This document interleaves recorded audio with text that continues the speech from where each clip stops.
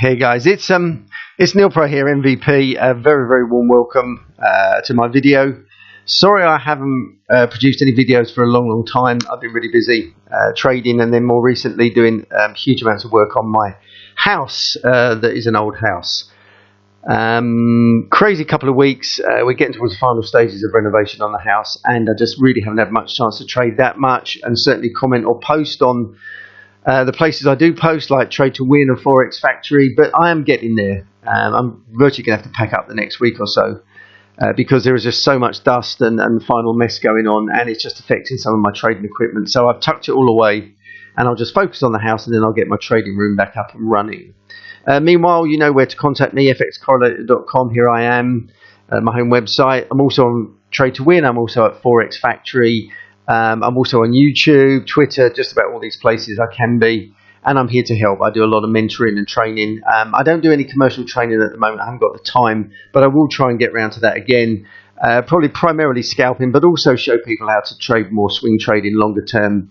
You know, whatever the time frame is. Most of the stuff I teach is it can be used across those ranges. Obviously, you need to customize your approach to various time frames and various styles, but the beauty of FXCorrelator, the beauty of strength meters, is that they are generic to all systems and approaches, and I would recommend anybody as a trader using them in your trading, Forex trading. Very important thing to use.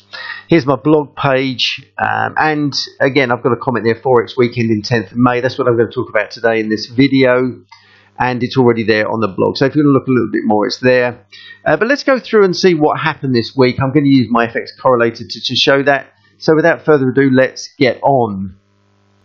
Okay, couple of screens up at the moment. This is on a 1 hour chart, by the way. The top area you can see there is what they call a fixed start FXCorrelator. It's a fixed start strength meter. What it does is you can set it to start at any point in time. And what I've done is I've got it starting on Monday, the 6th of May. Well, in fact, you know, that particular day, pretty much the start of the trading week. Coming off the Asian session and then running through for the whole week, as you can see there.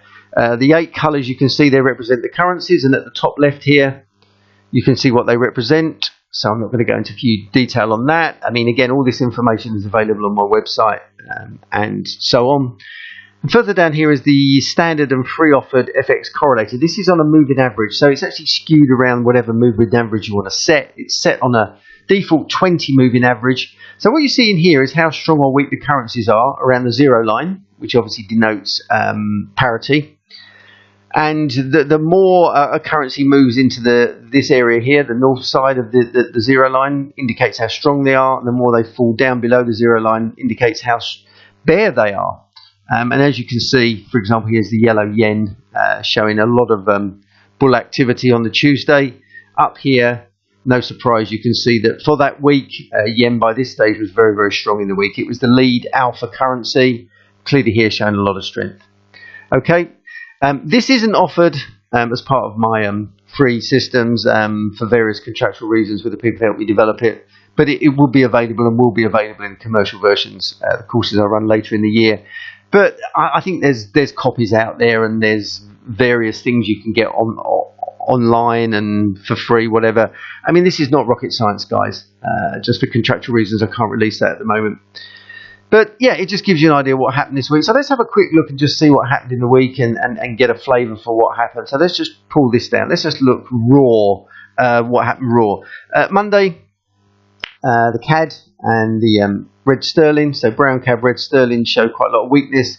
And by the end of the day, they were probably 50 or 60 pips individually selling off. So obviously, if you were selling these guys into anything that was further north, the rest of the G6, you're doing pretty well.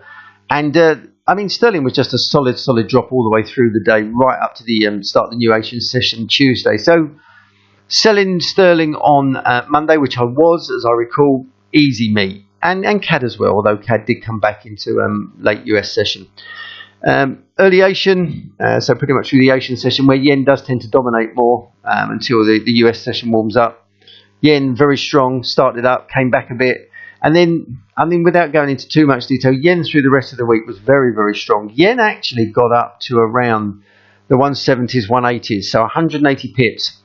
I mean, if you got in on yen very early, or actually going into late Asian, early Asian on Tuesday. Great move up there. You're looking at something like about 140, 150 pips there from yen alone.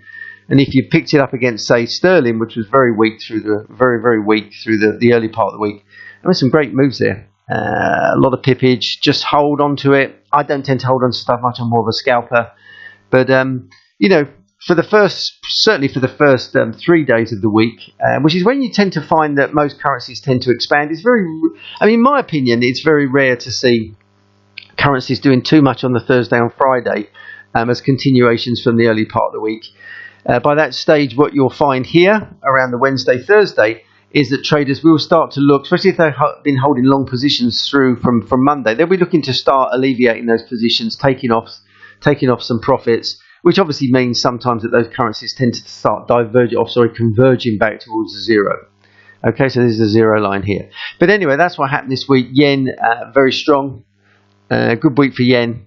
Nothing else really came near it. I mean, US dollar didn't come up, even the Swissy. These are the ones that sometimes more in what they call the carry trade scenarios, risk reward scenarios. No one came near it. Yen was pretty much there on its own. And interestingly, at the other end of the scale, sterling just kept selling and selling, certainly through the first 3 days. So these were some great sessions. I mean, this is classic early London into US session. This is early London into US session. I mean, basically 3 days. 3 days you could have got up, scalped for about 4 hours from about 6, 7 o'clock till about midday. You could have just sold sterling all 3 days and made very, very good money. You could have sold it against anything. I mean, clearly I tend to scalp a lot against the US dollar, cable as they call it, because you get the lower spreads and you get, it's just quite a nice currency that I trade a lot. But yeah, I mean, very, very good. Interestingly, these two guys were virtually equal and opposite, to be honest with you. They both moved around the 180s in terms of pippage. You can see 180. So mirror images almost. And when really the yen and sterling are actually equal and opposites, that's a great trading scenario. I like that scenario. That's good correlation for me. It means that the world is a healthy place and that currencies are doing pretty much what they do. These two guys do tend to move opposite to one another quite a bit at the time. Not all the time. You couldn't hang your hat on it. You couldn't guarantee it. But I do like that. I mean, I would prefer US dollar to have come up a bit more and followed the yen, which it tends to do. It tends to be pretty flat. US dollar this week, the greenback, as you can see there, what did it do? Oh, man. That's something like a 30 or 40 pip range. That is pretty weak for a whole week's trading. There are times when it's been volatile where you can do that in a session, but man, that's pretty average. So trading the USD pairs, really the best you can do was yen and sterling. They were the best two to be trading against the US dollar this week. As you can see, everything else is pretty tight. This is a tight range, guys, for a week. So it was hard work this week, believe me. If we just pull this up now and just come to the FXCorrelator, remember the 20 moving average FXCorrelator really gives you a nice real-time rolling idea of where the money is. So you could have seen here on Tuesday, very, very strong yen. So this would have been telling us to really get inside and start buying yen on Tuesday, which is pretty much what happened. And I would equally expect to see a very, very strong, very weak sterling down here, weak CAD as well. And again, yeah, not rocket science, but these two guys, coming off quite nicely. And so on. I mean, they were the biggest moves of the week. I mean, there's very, very early moves were quite good from yen. But this was quite a big move. Sterling, again, very, very big sell-off on Wednesday. And again, that's denoted here. You see, selling off again. And as I said to you, you could have stepped in. You see sterling falling here on Monday, falling on Tuesday, falling on Wednesday. Great 3 days of trading. If you come inside the hour and started scalping more inside the 5 minutes, 15 minutes, some great action, guys. So that was pretty much it. I mean, by the end of the week, CAD was making some noises, starting to push north. Nothing too much going on here. Volatility was mainly it's mainly early doors, and then Tuesday was good. Wednesday, particularly for sterling, was good volatility. And that was it. Other things I wanted to talk about. Sterling here. Now, I would have thought sterling might have rallied, you know, came back as people came off the accelerator here and started taking some profits out of their shorts that they've made through the week. Didn't move at all. That's interesting. That really interests me. Look at the way it kept trying here, but it sold off in the end. That's quite ominous for sterling. That just shows how weak sterling was in the week and how people really weren't interested in even coming off of it. So a lot of pressure on sterling, and we'll see what happens next week. Yen came off a bit. There's its high. See the high here? And I mean, there's 60 or 70 pips there where it came off from its high here. But, you know, as for sterling, just kept going down. You can see it. Tried to come back here. This is where I thought that it maybe we start to see a rally up. But it didn't. Sold off. Tried again. Sold off. So sterling really having a tough time this week. And we'll see what the continued Brexit saga brings. And the closer that gets to October, the more things will fire up again, no doubt. But that's pretty much it. Okay, that's pretty much it from me. Just a quick heads up. If you go to the FXCorrelator page on my website, which will eventually turn up, guys, I promise. Okay, I've added to this. If you go further down, you've got your links to get the indicator. You've got some instructions. You've got a nice video on YouTube. Further down here, I just expanded this a little bit and just gave you a very, very simple approach. There's my 20 moving average FXCorrelator here. Just showing you just a couple of really, really simple things you should do in any trading you do.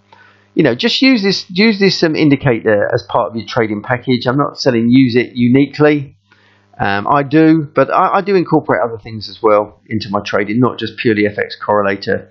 But it just gives you an idea of things you did. Why don't you try it? Download it. It's all for free. And give it a go. That would be great.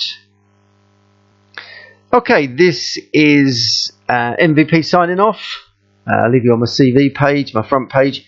Get in touch anytime. I'm always around. Won't necessarily be trading that much next week or so because I'm just finishing off my house, but then I'll be back in business. But hey, it'd be great to talk to people. I love talking to traders. I like talking trading. And you have a great week next week, and we'll talk soon. Cheers, guys. Bye.